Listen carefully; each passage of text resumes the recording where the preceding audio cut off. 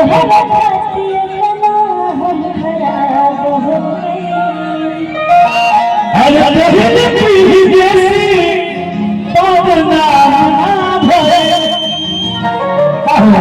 शराब है क्या बोलो आया रे जितिया ये पपसा पावना हो गई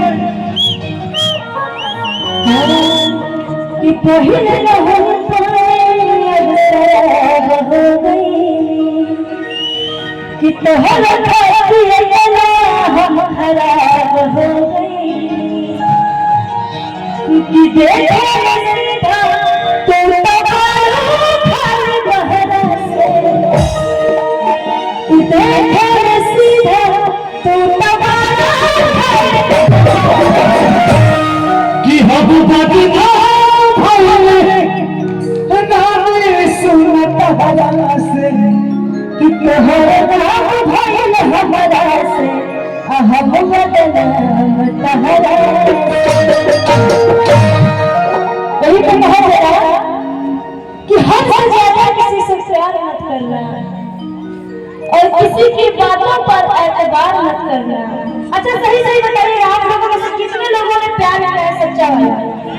एक कितना ने प्यार किया मेरे हाथ भाई रामशंकर भैया राउत तो गीत किए नहीं थे दूल्हा की तरफ से क्या बात है, बहुत बहुत पुरस्कार आया है।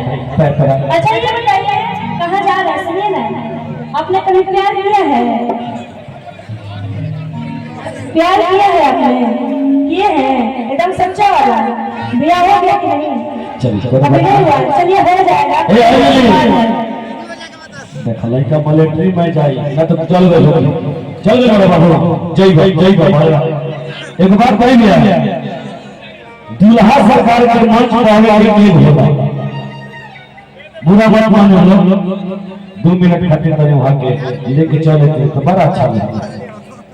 रामशंकर भैया मैंने हो ला एक बार मंच में चली लेकिन मेघ हो लगा दूल्हा सरकार मंच में आई हमने कलाकार छोट कलाकार वाले सब लेकिन ये हीरो वाले थे उसको होने के दादा यानी कोई वाले सब तो रिक्वेस्ट करो कि मुखिया जी से भाई दूल्हा सरकार को कम से कम